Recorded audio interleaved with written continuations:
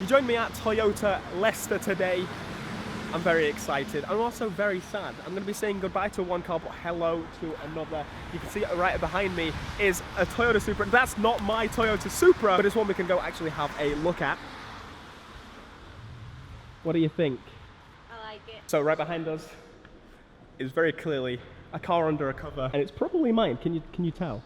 It's pretty obvious actually. All right, I get to take it off now. Here we go. I've never done this before. This is my first new car as well. Like how shiny. So new. I really like it. I was mixed on the paint. If I was going to get a colour, I was going to go yellow. Yep. But I'm glad I went with You like it? Yes. He's going to sit in the passenger seat. Oh, where am I gonna sit? You're going to walk. I'm gonna walk. It does smell new. I told you I'd have a new car smell. How do you make the new car smell stay? Oh, I believe it's yours. Thank you very much. Thank you, sir. It's got the red on let's it see. too. Oh, cool.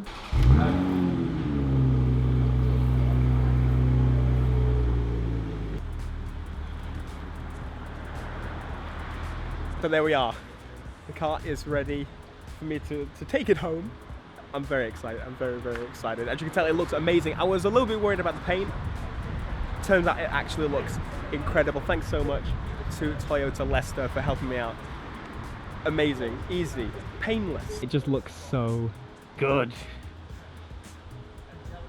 Beautiful. Now, while it is a happy day, it's also a sad day, as I mentioned, because we're saying goodbye to the RCF. I'll speak more about it in probably an actual dedicated video. But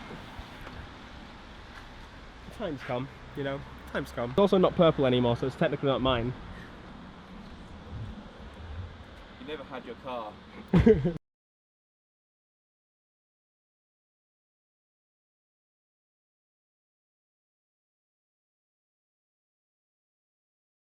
I think this is what bittersweet is like.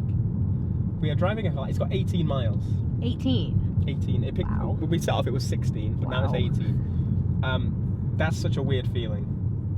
That's such a weird. That's so weird. And the trip is 9 miles.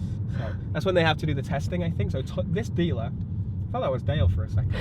This dealer has driven it to basically take it out of shipping mode. Yeah. This is like a shipping mode. Anyway, we're in it.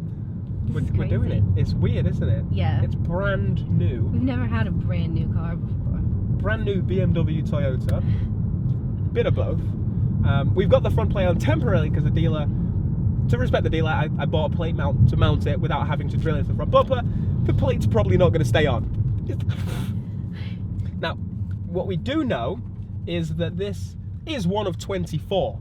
There's 24 of these, and I was definitely one of the first to click that button. I know that for damn sure. I wouldn't be surprised to say if this is number one. Unfortunately, no thing on the dash. Yeah. Like the European and American models, they show a number. Ours in Europe, we're a bit nicer, and we say one of this many. In America, it's 485 out of 1,500. It's not as nice, but it's kind of a shame that it doesn't have this. But again, the paint is a pretty decent giveaway, but you can always wrap it like this. And then what? Anyway, doesn't matter. It's an A90 edition. And it has good speakers, hopefully. We haven't tested them yet. We only tested the normal one. No, we've only been in it for a couple minutes. Sticker on this. I've got to set this up still. My phone's charging.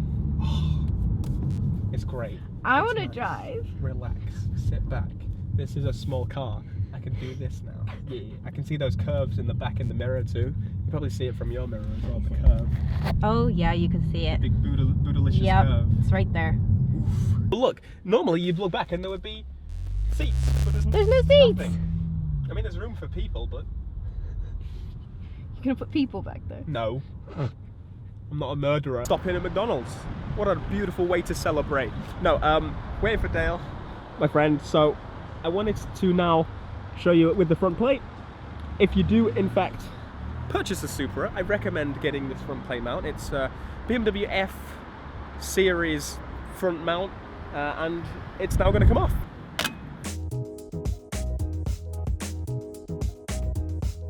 There we go.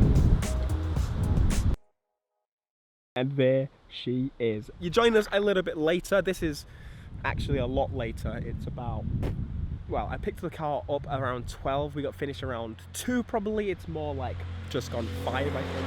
Anyway, this car is so much fun. And the best thing about it is that it actually fits places. I live in a very small place. This fits very, very well. It's very nice indeed. People are definitely are noticing it. They're staring at it. They're wanting to know what it is. They want to know about it. Why did I pick this? I cannot wait to take it to events. I'm going to be going to, well, by the time this is out, I'll probably already be into Santa Pod, and I get to hear what people want to tell me about it. What do they dislike it? Do they like it? I would have got the Z4. I like that a lot. It's very nippy. I never understood how people were talking about the RCF. I tried the RCF, and that was the first auto gearbox that I tried. And it was fine, it did its job. It did struggle and think sometimes.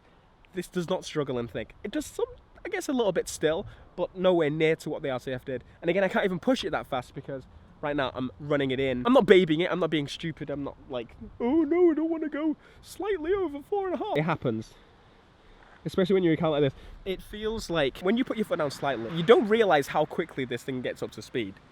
You don't need more than 4,500 RPM on this thing, I tell you. I kind of like the wheel setup as it is. I am tempted to try the RCF wheels that I had on the RCF on this car. I think they would look super, super nice. Sony color profiles definitely help out this car as well. It looks amazing on camera as well. I know a lot of people obviously have had these and whatnot, but I'm glad that I can show it on my own stuff, if that makes sense. So, we shall now enter the car, the cabin, where I've been living for a little bit. It's actually really small. Like, you're kind of almost sitting on the back wheels, which is great for a coupe. Normally the case for like a Mini or something. Anyway, here we have just rocked up over 103 miles now, which is it's kind of like crazy. I picked it up this morning with less than 20. Anyway, so we've done that. I want to break it in quickly because I want to actually drive it. It's a fantastic to drive car. It's fun. It needs to be louder. It needs to be shoutier. All these things. But that will come in time.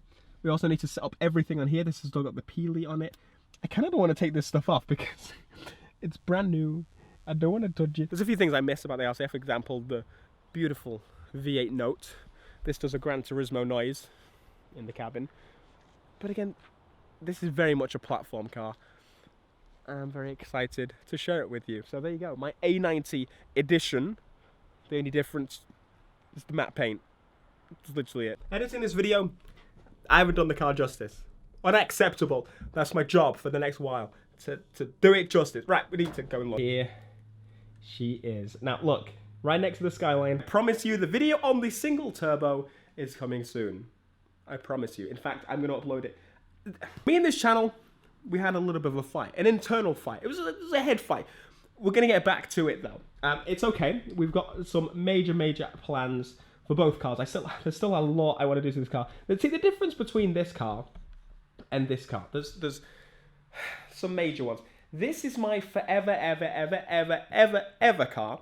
This car, I purchased knowing that I don't know if I'm going to keep it forever. But that's a nice feeling because there's things I want to do to it for sure, but it gives me a different perspective. Normally, all my cars, I'm like, I don't want to ever sell this. And then I do things and then I'm like, okay, I kind of should sell it and shouldn't sell it. It was a really bizarre thing in my head, but this opens an opportunity almost. Anyway, wheelbase of the cars. Front's there, front is here. This car, I think, probably is longer. We know its wheelbase is definitely longer if we go. And boom. The wheelbase is definitely longer. This car is tiny. You will not believe, if I like go like this, you can see the window line is lower. It's actually ridiculous. You don't realize this until obviously you get the car. Again, Toyota, I wouldn't really call this a summer delivery because it's in fact autumn and it's been raining constantly, as you can tell. So I have purchased myself some very basic products that are pH neutral, because when you buy this car, you get told, do not wash this car like a normal car. One of the main reasons I was like, do I really want matte paint? Don't wax it, don't do this, don't do that. I've been living in here, that's why it's an absolute mess. It's so cool, you can see through. There's a couple of things with the car that I'm trying to still figure out. I got to sit in the car and play with all the menus last night. That was a lot of fun. We are since on about. We jump into the cabin and press the BC button. You should see we're about 201 miles exactly, 201. So that is slowly going up. That's changing. Let's see. Connected services. Nothing. Oh. Another. Oh no, not that noise. Yes, it does BMW noises. Please BIMA code. Hurry up and make that stop. So 2 latches. Hood just opened. Oh, it's still warm. There is differences between. It's going to be hard to show you. The European one and the American one. We have a lot more noise, fake noise. I'm trying to look on forums and stuff. I don't know how people are finding. Like, are they getting pops and stuff in the UK models? I get them standstill, revving to 4.5 because I can't really rev much higher than that. But I'm not getting any pops when actually driving it, and slight burbles. And they're stupid quiet. So that's major thing to fix, number 1. But I think our model just has more just fake sound because EU regulations and rubbish. We for some reason have an extra Toyota badge. No, nonsensical. No, why? I feel like I'm complaining because I'm struggling to complain about things because there's something about this car that is, it drives really, really well. I'm not even going to pretend. It drives better than most cars I've ever had. In fact, it drives better than all cars I've had, period. The only thing I would say is the experience I've had with BMWs is not massively vast, but it doesn't feel like a BMW. I know Toyota did tuning and stuff, but realistically that shouldn't affect the handling and the feeling and everything that much because it's all BMW stuff, right? There's only so much they could do. There's just something about it, and that's what we're going to learn together as we go through. I know I'm super late to the party and that everyone's already got their Supras, but mine's an A90 edition, so please watch mine. But also, I'm giving it from a different perspective of the Brits, I guess. But I'm interested to see what you guys think of the car. Are you now in love with it? Did you hate it before? Please give me your opinions. I love to hear what people have to say about this car. But other than that, I will see you at shows, Santa Pod, tomorrow. And I'm pretty sure most of the UK shows in the future, especially in the next year, because I think we're now on the down season, which is why I kind of hoped for a summer car. Anyway, be sure to smash like, subscribe if you're new. And do I do that outro? I guess I do. Until next time, peace.